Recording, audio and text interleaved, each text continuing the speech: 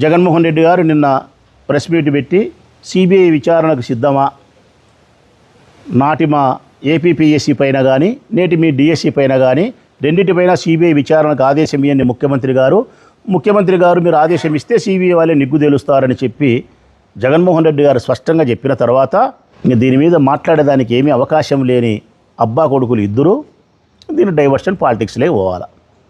అంటే ప్రజల దృష్టిని ఈ డిఎస్సి ఎగ్జామ్ నుంచి సిబిఐ విచారణ రెండింటిపైన ఈయన జగన్మోహన్ రెడ్డి గారు కోరినారనే అంశం నుంచి దృష్టిని మరల్చాల. ఆ దృష్టిని మరల్చేదానికే ఈరోజు చీకట్లో 5 గంటలకే ఎంపీ గారింటిపైన ఈడీ సోదాలు.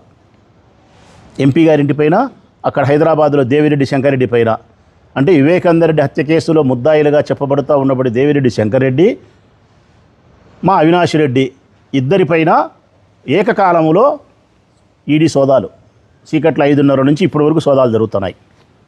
దేనికి ఈడీ సోదాలు, ఈ ఎన్ఫోర్స్మెంట్ డైరెక్టరేట్ సోదాలు దేనికి జరుగుతున్నాయి? ఈరోజు ఒకే ఒక కారణమే, డిఎస్సి ఎగ్జామ్కి సంబంధించి జరిగిన అవినీతి అక్రమాలపైన జగన్మోహన్ రెడ్డి గారు సిబిఐ విచారణకు గట్టిగా కోరిన తర్వాత కుడితిలో పడ్డ ఎలక మాదిరి మీరు సమాధానం చెప్పలేక ప్రజల యొక్క దృష్టికోణాన్ని మరల్చేదానికోసం, వివేకానందరెడ్డి హత్య కేసులోకి మరల్చేదానికోసం ఎంపీ గారింటిపైన ఈడీ సోదాలని చెప్పి మీ ఏబిఎన్ ఛానల్లోనూ, టీవీ5లోనూ, ఈనాడులోనూ, వార్తల్లోనూ రావాలా, సోషల్ మీడియాలో వైరల్ కావాలా, ప్రజల దృష్టికోణం ఇందులో నుంచి మరల్చాలా. ఇంతే కదా మీ ఉద్దేశం? డైవర్షన్ పాలిటిక్సే ఇది. 100కు 100% నేడు జరుగుతూ ఉండే ఈడీ సోదాలు డైవర్షన్ పాలిటిక్స్లో భాగంగానే డిఎస్సి ఎగ్జామ్ పైన జరిగిన అవినీతి అక్రమాలను మూసిపెట్టేదానికోసమే జగన్మోహన్ రెడ్డి గారు ఘాటుగా ప్రశ్నించిన తర్వాత సిబిఐ విచారణకు మీరు ఆదేశించలేని పరిస్థితుల్లో కుడితిలో పడ్డ ఎలక మాదిరి తప్పించుకునే ప్రయత్నంలో భాగంగా డైవర్షన్ పాలిటిక్స్. ఇటు ఎంపీ గారింటి మీద, దేవిరెడ్డి శంకర్రెడ్డి గారి పైన, వివేకానందరెడ్డి హత్యకు సంబంధించి కానీ మరొక దానికి సంబంధించి కానీ వాస్తవానికైతే ఈరోజు ఛార్జెస్ ఫ్రేమ్ చేస్తున్నారు.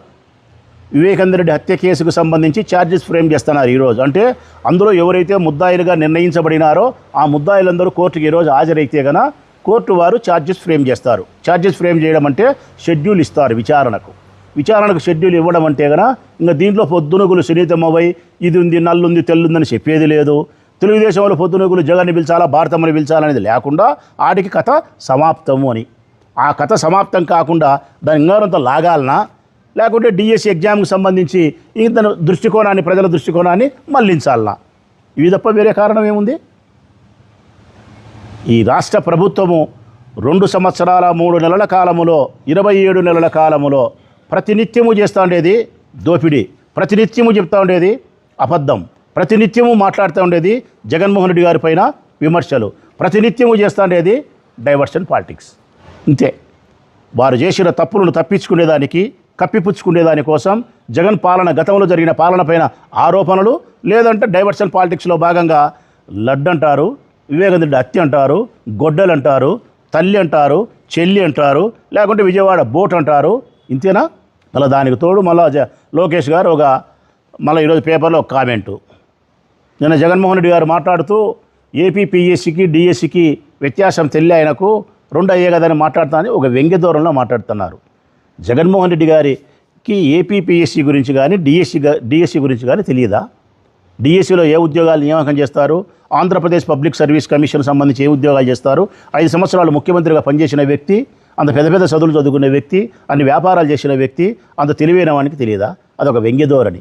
మాట్లాడేటప్పుడు, ఫ్లోలో మాట్లాడేటప్పుడు ఏదో ఒక మాట అటో ఇటో మాట్లాడితే దాన్ని పట్టుకొని వ్యంగ్యంగా మాట్లాడు. నేను అడుగుతా ఉన్నా లోకేష్ను, నువ్వు జగన్మోహన్ రెడ్డి గారిని ఏపీపీఎస్సీకి సంబంధించి కానీ డిఎస్సికి సంబంధించి కానీ ఎకతాళి చేయగలిగినంత భాషా పరిజ్ఞానం కానీ నీకు నేలకంత పలసగా ఉందే లోకేష్ బాబు? నీ నేలకి మందం, భాష మీద పట్టు లేదు, తెలుగు పదాలు సక్రమంగా పలకలేవు, స్వాతంత్ర సమరయోధులు అంటే చెప్పలేవు, పామోలీలు అంటే చెప్పలేవు, సార్వభౌమాధికారం అంటే పలకలేవు, గవాచ్ అంటే చెప్పలేవు, కిటికీ అంటే పలకలేవు. నువ్వు నాకు తెలుసు చెప్తానా కదా, రోజు 10 పదాలను తప్పు పలకాల తెలుగులో. ఇంత తెలుగును అస్పష్టంగా మాట్లాడే నువ్వు, ఇంత తెలుగును కూని చేసి మాట్లాడే నీవు జగన్మోహన్ రెడ్డి గారు ఎగతాళి చేయడం, మళ్ళీ నీ తరఫున కొంతమంది ఎగతాళి చేసి మాట్లాడడం. ముందు తెలుగు స్పష్టంగా మాట్లాడేది నేర్చుకో. నిజాయితీగా శాసనసభలో మాట్లాడేది, శాసన మండలిలో మాట్లాడేది నేర్చుకో. ప్రజల పక్షాన సమాధానం ఇవ్వాల్సిన బాధ్యత కలిగిన అధికారంలో ఉండారు కాబట్టి నేను చర్చకు వస్తా, చర్చకేందయ్యా నువ్వు వచ్చేది? జగన్మోహన్ రెడ్డి గారు వచ్చేది చర్చకు? మీ నాయన రమ్మను చర్చకు, జగన్ వస్తాడు. నీ స్థాయి తక్కువ. జగన్మోహన్ రెడ్డి గారు నీ దగ్గరికి వచ్చి చర్చ చేయాల్సిన స్థాయి నీది కాదు. నీవు ఆఫ్టర్ ఆల్ ఒక మంత్రివి. మా వాళ్ళు 116 మంది మంత్రులు నీతో చర్చకు వస్తామంటున్నారు. ఒకవేళ జగన్మోహన్ రెడ్డి గారు చర్చ చేయాలంటే నీ తండ్రి గారు రమ్మను, చర్చ చేస్తాడు. అయినా జగనేంది చర్చ చేసేది నాకు తెలియక అడుగుతా.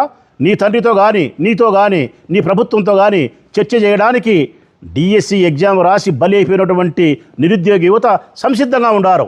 372 మంది పిలుస్తున్నారు, మేము వస్తామయ్యా అని. మీరు వాళ్ళతో చర్చ చేయండి. స్పష్టంగా జగన్మోహన్ రెడ్డి గారు సిబిఐ విచారణ కోరిన తర్వాత ఈ రాష్ట్ర ప్రభుత్వానికి సమాధానం చెప్పుకోలేక డైవర్షన్ పాలిటిక్స్లో భాగంగా ప్రజల దృష్టిని మరల్చేదానికోసం ఈరోజు ఎంపీ గారు అవినాష్ రెడ్డి గారి ఇంటిపైన ఎన్ఫోర్స్మెంట్ డైరెక్టర్ ఈడీ సోదాలని చెప్పి ప్రజల దృష్టిని మరలుస్తున్నారు. ఇది ప్రజలు గమనించమని కోరుతా ఉన్నా. ఇట్లా ఉపాధ్యాయ ఉద్యోగ నియామకాల్లో ఇంత ఘోరమైన అవినీతికి ప్రభుత్వం పాల్పడితే వీళ్ళనా మనం ఎన్నుకునేది? ఇంత వాగ్దానం చేసి సంక్షేమ పథకాలు కానీ అభివృద్ధి కానీ మోసం చేసింది వీళ్ళ? ఇంత ఉద్యోగాల విషయంలో ఇంత మోసమా? నిరుద్యోగ యువతకి ఇంత అన్యాయమా? వ్యవసాయానికి ఇంత అన్యాయమా? ఆడపిల్లల మానానికి ప్రాణానికి రక్షణ లేకుండా ఇంత అన్యాయమా? ఇట్లా చెబుతా పోతే 1,00,000 ఉన్నాయి. ఇటువంటి పార్టీకి మనం ఓటు వేసినామా? ఇట్లటోళ్ళను మనం నెత్తిన గుచ్చపెట్టుకున్నామా? దరిద్రాన్ని నెత్తిన పెట్టుకున్నట్టు మనం నెత్తిన పెట్టుకున్నామని చెప్పి ప్రజలు బాధపడే పరిస్థితి ఎక్కడ చూసినా ఉంది. నిజంగానే చెప్తా ఉన్నా, ఈ ప్రభుత్వాన్ని దరిద్రంగా శనిగా మన నెత్తిన కూర్చోబెట్టుకున్నాం, మన శని మన దరిద్రం అని చెప్పి ప్రజలు బాధపడతారని చెప్పడానికి ఒకే ఒక సంకేతం అక్టోబర్లో రుజువైతుంది. స్థానిక సంస్థల ఎన్నికల్లో 100కు 100% ప్రజలు అటువంటి తీర్పునే ఇస్తారు. ఇది గమనించమని కోరుతా ఉన్నా. మీ వివాహాది శుభకార్యములకు, పుట్టిన రోజులకు, మీటింగులకు అత్యాధునిక సదుపాయాలతో ప్రొద్దుటూరు వాసవి సర్కిల్ వద్ద నుంచి అతి సమీపాన మీకు అందుబాటు ధరలలో happy banquet AC function hall మీకు స్వాగతం పలుకుతుంది. మా ఫంక్షన్ హాల్ నందు వంట సామాగ్రి మరియు విశాలమైన కార్ పార్కింగ్, అతి తక్కువ మెయింటెనెన్స్ ఖర్చుతో ఏ ఫంక్షన్ అయినా మా happy banquet AC function hall నందు జరుపుకొని ఆనందాన్ని పొందండి. బుకింగ్ కొరకు సంప్రదించండి. మా సెల్ నంబర్ 9100600238 7799 000211.